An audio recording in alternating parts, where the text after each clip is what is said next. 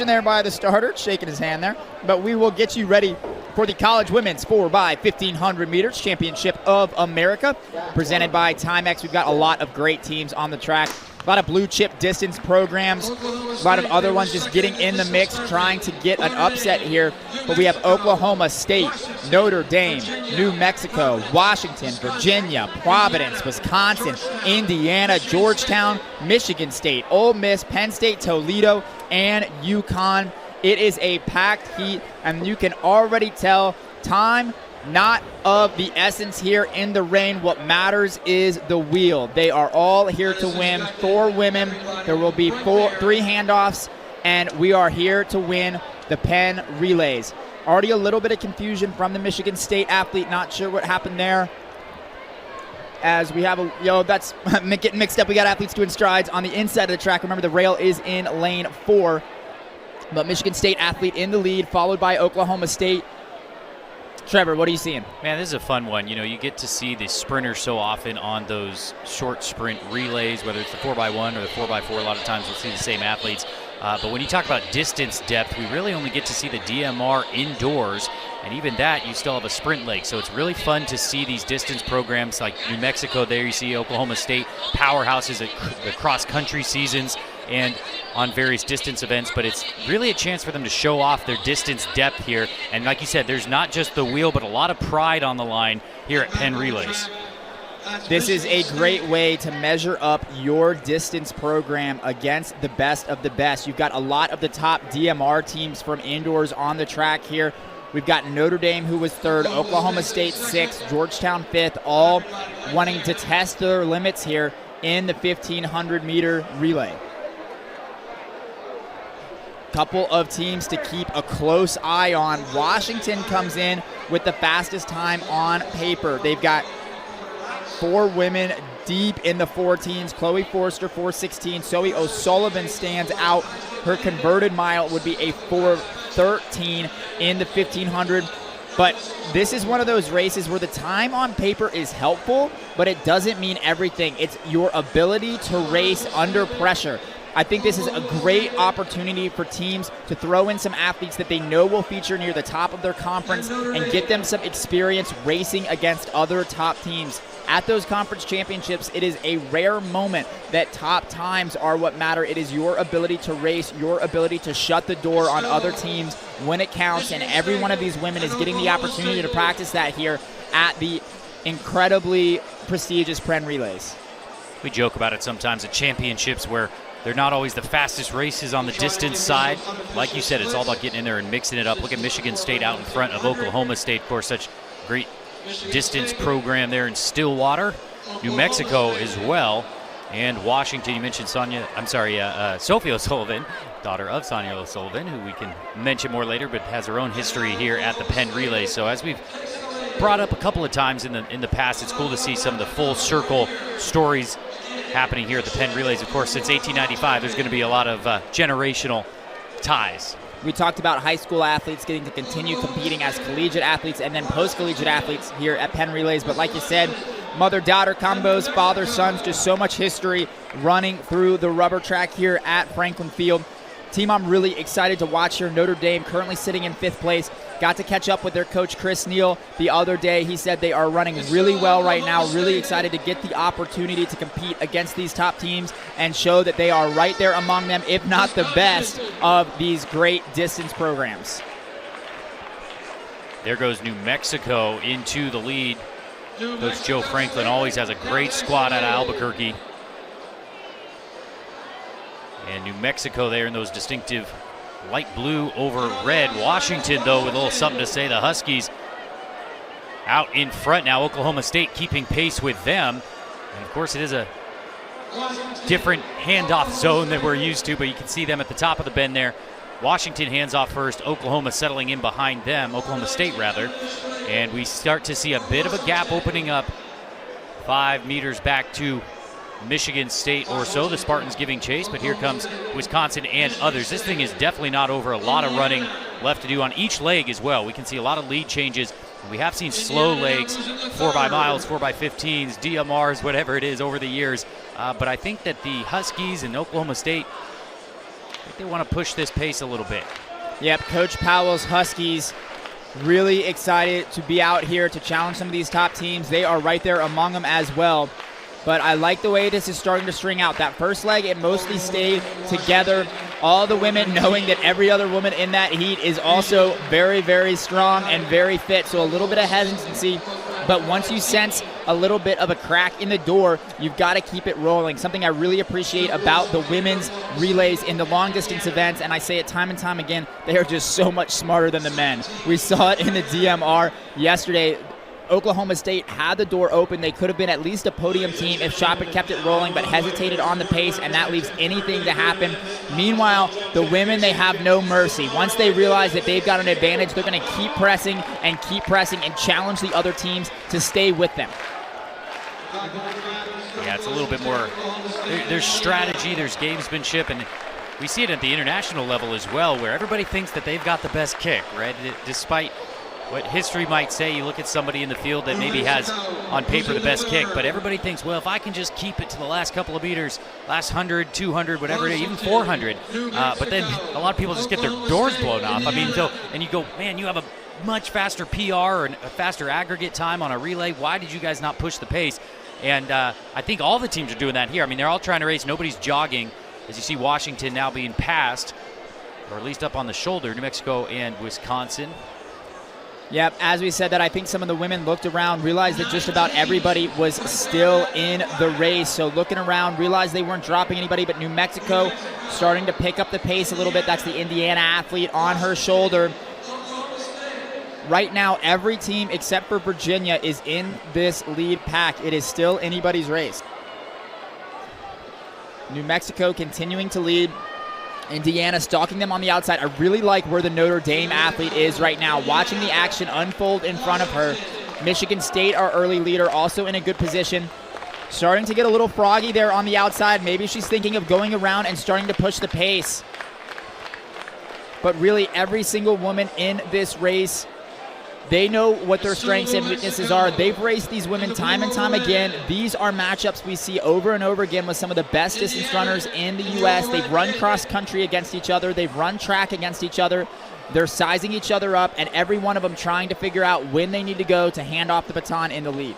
Look at Notre Dame on the outside trying to make a move. Notre Dame has Olivia Markovic waiting in the wings. Not sure which leg she will choose, but one of the strongest distance runners in America. Also a really, really great closer. So curious to see where Markovic will run, but I like that every team is up here. Yeah, still very much in it. Look at Wisconsin, New Mexico, Washington, Notre Dame. I mean, everybody's still within striking distance. Oklahoma State, of course. Can never count out the Cowgirls. They've produced such great, especially middle distance runners recently. Sinclair Johnson, the U.S. champion in the 1500, a former Cowgirl. They know how to close out races, and it is starting to break up a little bit. We are losing two teams off the back. I think that's Wisconsin and Michigan State, as Oklahoma State has decided to slam on the gas pedal. Washington covering. What are the other teams going to do? They need to go with this move and give their teammate a good position to keep the baton rolling. And we saw an incredible 4x15 last year with that duel between Gear and Tui of NC State, with Arkansas taking the victory and the national record. That, of course, is the Penn Relays record as well, 16:53.87 set last year. Isabel Van Camp, Logan Jolly, Lauren Gregory, and Chrissy Gear with a 4:10 anchor. Yep, Chrissy Gear, a really great racer, formerly for Arkansas, now running for Hoka Naz Elite. New Mexico in the front right now, continuing to push. We have seen a little bit of whittling down of the teams up front. I think that is Taylor Rowe for Oklahoma State, their ringer, running in the third leg. A really, really strong cross-country runner with excellent personal best. 4:13 is Rowe's PB in the 1500. 15:21 in the 5K as well, so don't count out her strength. Look at that, 7 teams still in the mix. They haven't really even broken away. There's another giving chase, so still very bunched up here in the 4x15. I would expect Jep Karui to be the anchor for Oklahoma State. She ran very well in the DMR yesterday. has continued to develop very well for that Oklahoma State program. Really curious to see who Rowe will hand off to here, but Notre Dame continues to lead. Remember, they also have a ringer in their anchor leg. Olivia Markovic waiting for the baton, but Georgetown, New Mexico, Washington, Oklahoma State, Indiana, Providence, Wisconsin in the mix. There is really nobody out of this race in that lead pack. We have Michigan State and Virginia giving chase from behind, but I love the race, the way that this race is shaping up. So many laps in the legs already, but still not an inch separating these top teams. And this is where the gamesmanship comes in, the chess. Do you take the lead? Do you back off? Do you push the pace a little bit? You try to get your anchor leg. Like we said, everybody thinks they've got the best anchor leg, but there's not much to choose between these teams right now. I like what the Notre Dame athlete is doing. If it's indeed Markovic that's going to be the anchor, she knows all she has to do is hand off anywhere close to the lead, and she's going to have a great chance to bring it home. Taylor Rowe, perhaps one of the stronger legs here on this third leg. I'd like to see her get the pace going a little bit, open up the race a little bit for Jep Karui, who I believe will be their anchor. Yeah, we saw Jep Karui the other day as well with a very nice finish for Oklahoma State. Notre Dame continues to control the pace. Oklahoma State, Georgetown sitting in the wings, waiting to make their move. Washington, Providence, they're all there. Indiana, New Mexico, Wisconsin. Every single one of these teams is just such a deep cross-country roster. Every one of them believes they have the ringer on the anchor leg. It'll be really interesting to see who can make it happen as Washington starts to make a move on the outside. Providence getting going too. We haven't mentioned too much of them. Ray Tracy's Providence Friars, just a perennial distance program. So many great athletes have come out of there. They are in second place chasing Powell's Washington Huskies. Yeah, Andy Powell, such a great program there in Washington, coming up from the Pac-12 rival Ducks. Look at a little bit of separation as those top three teams getting cheered on by their teammates in the infield. Providence in the stripes, keeping up with those Huskies. Oklahoma State, as expected, there as well. Three great teams, three great coaches. Haven't yet mentioned Dave Smith, the director of track and field and cross country at Oklahoma State. Another fantastic coach who has put together just an incredible program year after year after year. I love seeing that on the collegiate level. It feels like every year they are in contention for a national championship. Oklahoma State running really well in third, and we're starting to get a move. Notre Dame needs to stay in contact here. They're starting to fade a little bit but they need to give Markovic a chance. But right now, Georgetown, Wisconsin, and Notre Dame has faded. Indiana has as well. They're starting to move a little bit, but it's turned into a three-team race up front. But we've said it in the 4x4s. It's even more relevant in the 4x15. No lead is safe, but Oklahoma State will hand off the baton to Jep Curry first. Washington right on their shoulder. Providence third. Will they keep pressing the pace, or will they be patient and wait for the other teams to catch up? That is Markovic on the anchor leg for Notre Dame, but she's about 40 meters behind right now.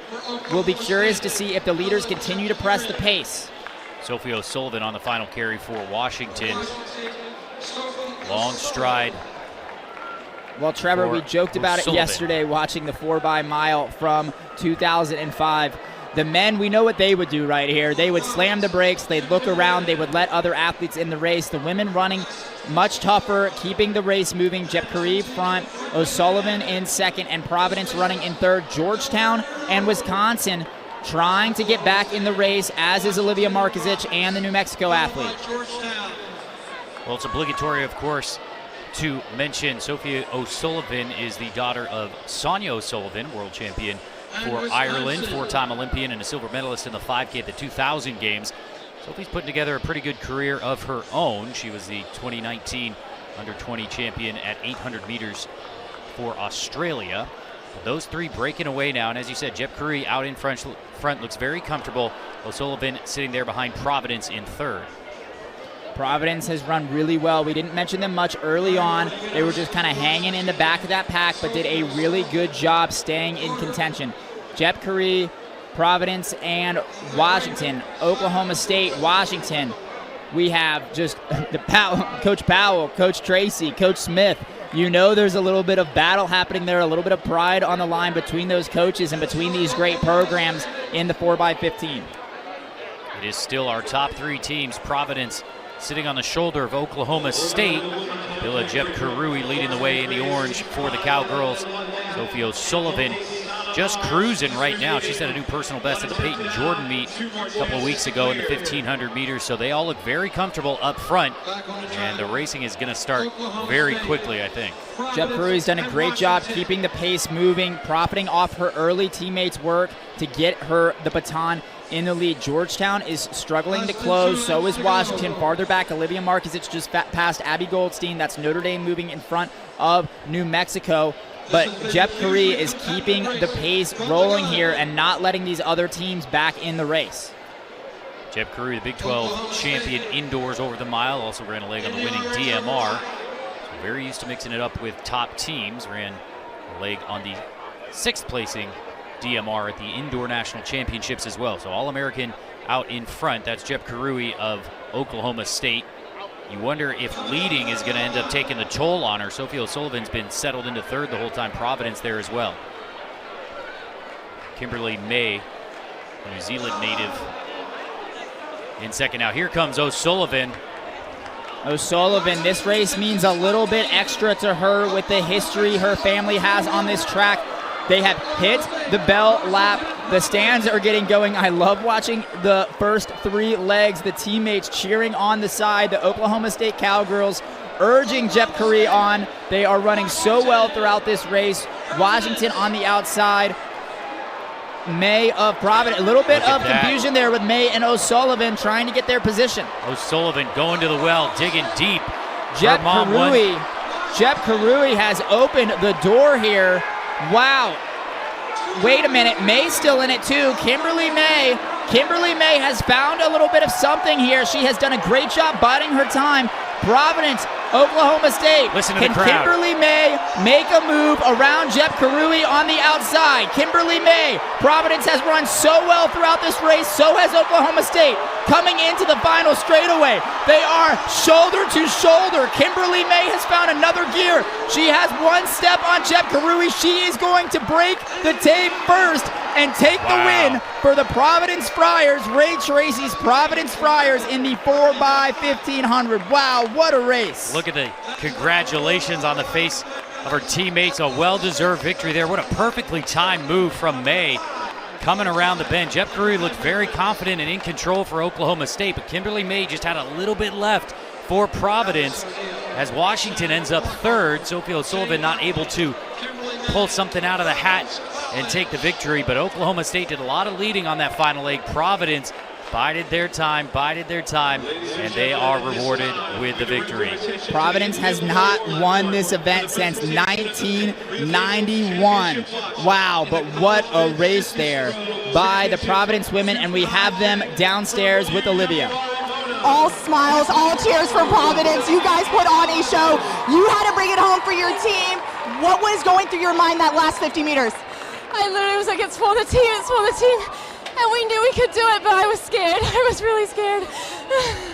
So this whole entire field was just full of a handful of the nation's top distance programs. So what does this title mean to you today? It means so much. I think we're all a bit shocked, but we knew we could do it. But I'm so happy. I can't believe it. Now Providence has a lot of history coming to Penn Relays. You're bringing home another wheel. What does this mean to you and your team? It means a lot. I think Ray, our coach, will be very happy. We haven't won it in a while. And we get to stay longer now, so it's good. Awesome, ladies. Congratulations. Gentlemen, back to you. The first wheel in this event for Providence since 1991, and the women are ecstatic. What a race by the Providence Friars. But there was a pretty loud cheer in the stands after the race was over. No one was on the track. What was that about, Trevor? Well, we got these girls 4x1s coming out as you take a look at the final stretch of Providence.